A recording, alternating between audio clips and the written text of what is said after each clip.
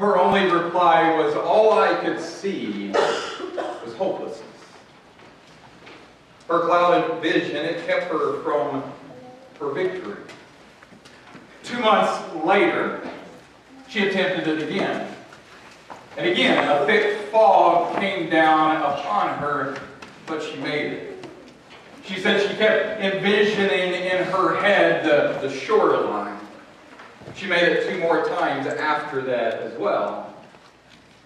My question is, how about us? The challenges that we face in life, how do we view them? Is it all that we see as hopelessness? We're starting a new sermon series today that we've entitled The Names of the Father. It's much like the series we completed a couple of weeks ago, the Names of God. This one we're just looking at Yahweh and added into it. So let us kind of recap where we came from. We looked at the names of God. These are the Hebrew names of God. We looked at Elohim, in our English translation, God. It means the strong one, the strong creator. We looked at Yahweh, which is the relational God, the self-existing one. I am who I am. Yahweh is God's personal name. We looked at Adonai, which means Lord. He is the master and owner of all. And we said if we want to experience God's power, the Elohim, we must form a relationship with Him, Yahweh, and we must submit to His authority, the Adonai. Today we want to look at Yahweh Tsaba. The story can be found in 1 Samuel chapter 17. It's a story that many of us know well. It's David and Goliath. So in 1 Samuel 17, starting with verse 4, we read this. And there came out from the camp of the Philistines a champion named Goliath of Gath, whose height was 6 cubits and a span. He had a helmet of bronze on his head, and he was armed with a coat of mail, and the weight of the coat was 5,000 shekels of bronze. And he had bronze armor on his legs, and a javelin of bronze slung between his shoulders. The shaft of his spear was like a weaver's beam, and his spear head weighed 600 shekels of iron. And his shield bearer went before him. Now imagine this man. Goliath, this giant, he comes out from the army of the Philistines. He's somewhere around 9.5 feet tall. His armor weighs about 200 pounds. The head of his spear alone weighs about 15 pounds. He's a giant, massive man who comes out. And they become fearful. They focus on his size. They focus on their hopelessness, their helplessness. My question is, what giants do we face in this life? Now, I don't want to moralize this text and boil it all down to, well, if you just have faith like David, then you're going to be okay. Because let's be real. Giants are real in our life. And they terrify us. They fill us with hopelessness. So what is your giant? Is it depression? For many, depression, especially during the winter season, is just crippling. It fills us with dread. It fills us with hopelessness, that there's no light at the end of the tunnel. For some of us, that is our biggest giant, myself included. Or how about anxiety? It's one of my biggest. I know we've talked before, one of my biggest fears is public speaking, and you told me, and thank you, that I make it look like I'm calm and collective up here, but the truth of the matter is, every second that I'm behind this pulpit is every second I've resisted not running out that front door. It's a big giant of mine. It's terrifying. Maybe yours is an addiction. You tried to beat it, you tried to face it head on, but you fell in it. Start to feel hopeless and helpless. Maybe it's fear. You're just terrified. You're always filled with fear and uncertainty, or maybe it's anger. You just can't control it. It's that beast inside that you just can't handle. We have giants, and our giants are real. And they taunt us. Much like Goliath taunted Israel. If we look at verse 8, it goes on and says, he stood and he shouted to the ranks of Israel, why have you come out to draw up for battle? Am I not a Philistine, and are you not the servants of Saul? Choose a man from yourself and let him come down to me. If he is able to fight with me and kill me, then we will be your servants. But if I prevail against him and kill him, then you shall be our servants and serve us. And the Philistine said, I defy the ranks of Israel this day. Give me a man that I may fight together. When Saul and all Israel heard these words of the Philistines, they were dismayed, greatly afraid. His challenge was simple. His challenge wasn't extraordinary. It happens before. Of having an army's greatest warrior come out and the other army's greatest warrior, and those two fight it out. Instead of many deaths, you only have one. So he says, I, the greatest warrior of the Philistines, I will fight. Now you send out your best. The best of the best. He taunts them. In his head, at least, he knows who's going to win. He thinks he's the strongest, the most capable, and he lets them know that. Our giants taunt us as well. What do they shout? Maybe they shout that you're not qualified. You're not good enough. You can't save your marriage. You can't stop those vices. You can't shake your past. It'll always be there. You don't have a future really to look forward to. Your life is just a mistake. What is it that our giants shout to us? That taunt us? That fills us with dread? That fills us with hopelessness? That fills us as if we're covered in a fog and we just can't see beyond it? What is it taunting us? Israel's response is much like ours. They were fearful. They were scared. They focused more on the strength of Goliath and focused on their weakness than they focused on anything else. They were afraid. They were dismayed. They were scared. And then comes David. Let me introduce you to David. We read about him a couple of chapters before. David is the youngest son of Jesse. When Samuel comes to anoint one of Jesse's sons the next king, Jesse himself don't even think to go get his youngest son David. I mean, David's older brothers, they're stronger. They're more capable. They would be better equipped to be the next king than the run of the litter of David. Let's just have him out in the field just tending the sheep. Let him not even come in when Samuel's here. But as we know, the scripture says, for the Lord sees not as man sees. Man looks on the outward appearance, but the Lord looks in the heart. David's the run of the litter. He's the smallest, the least qualified, the least capable. He's left behind.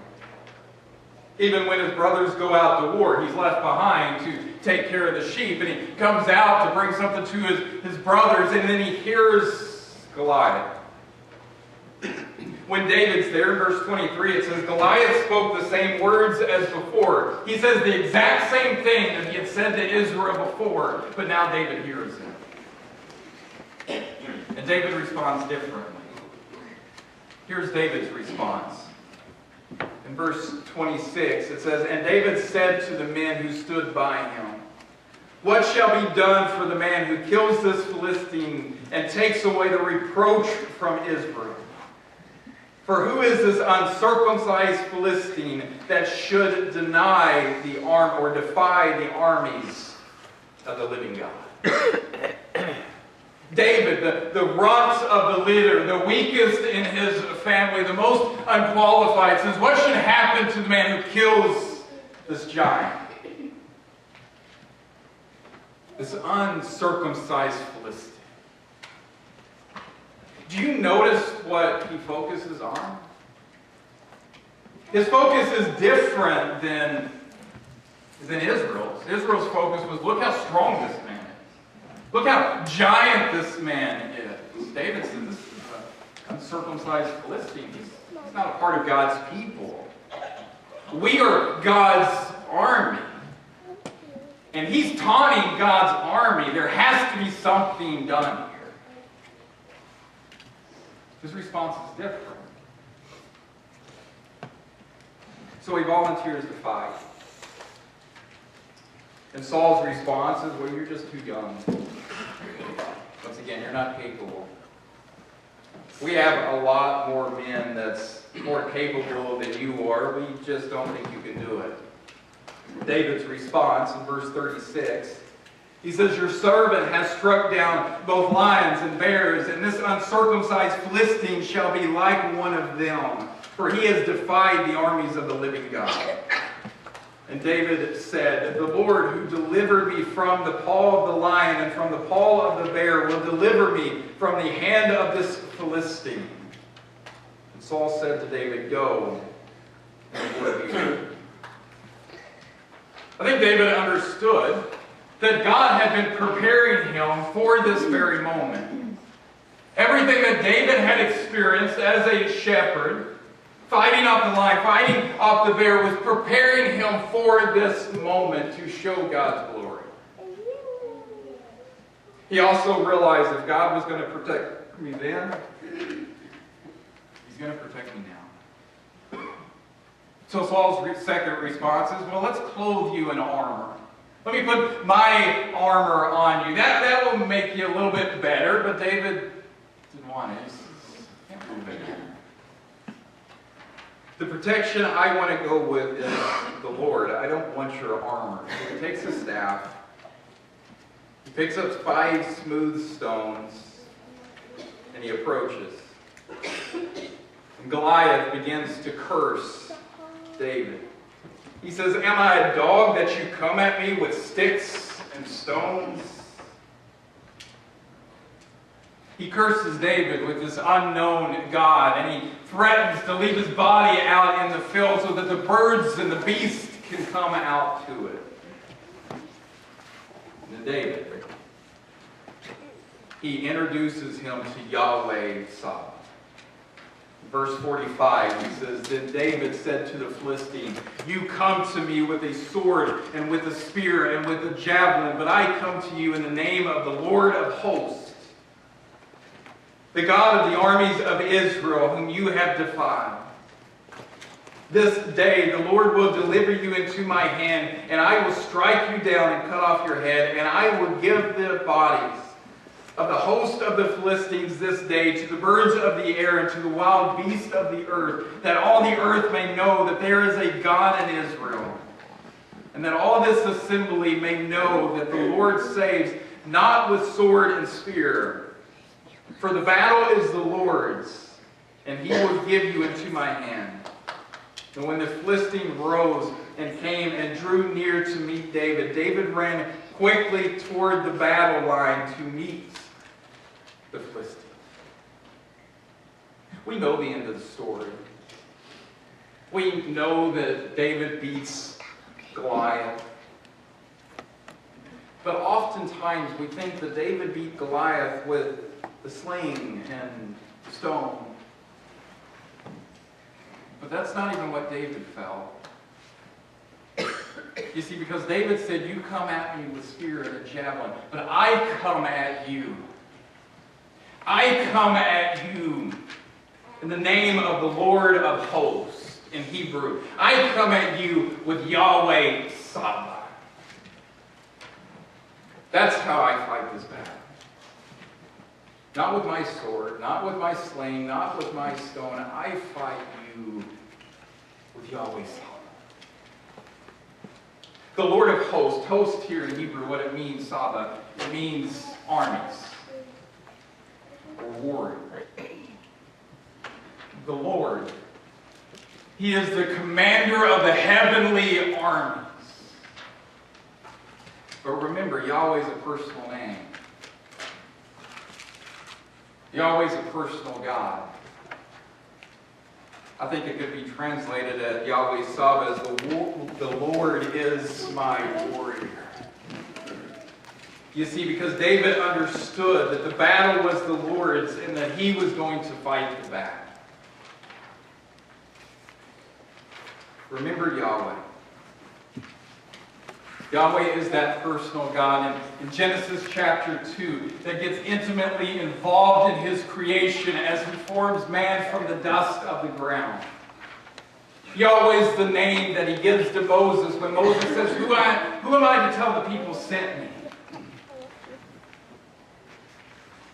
Yahweh is involved. Yahweh cares. And Yahweh is mighty. And as we read this story, and as we face our giants, whatever they may be, it's not just a story of have more faith. It's a story of realizing who's in control. It's a story of realizing that the battle is the Lord's. That when we fight against our giants, whatever they may be, and we feel hopeless, that we come at it with the Lord of hosts. We come at it with Yahweh Tsaba. Who cares? Who gives us strength. So my challenge is that when we come against our giant, that we measure our giant against God, not against ourselves. You see, because if I measure my giants against me, I will respond as Israel responded. I will be scared. I will be in dismay. I will feel hopeless and I will give up. But when I measure my giants against Yahweh Tsaba, the creator of the universe, and the God who cares for us, my giant begins to seem small. And I can confront it. You see, that's the part of the story that I love too. David knew exactly who was fighting the battle. He knew exactly how he was going to win. I come at you in the name of Yahweh Tsaba. But we also read when he gets to battle, he runs in. He faces them head on. But he faces them head on, not in his strength, but in God's. Where is our strength? Where do we try to fight our battles from? Is it within? Or is it with him? If it's within, we will be defeated. But if it's with him, we can succeed. Maybe today you need him. You need his strength. You need Yahweh. A personal God that you can believe. If that's you, you can come now as we stand.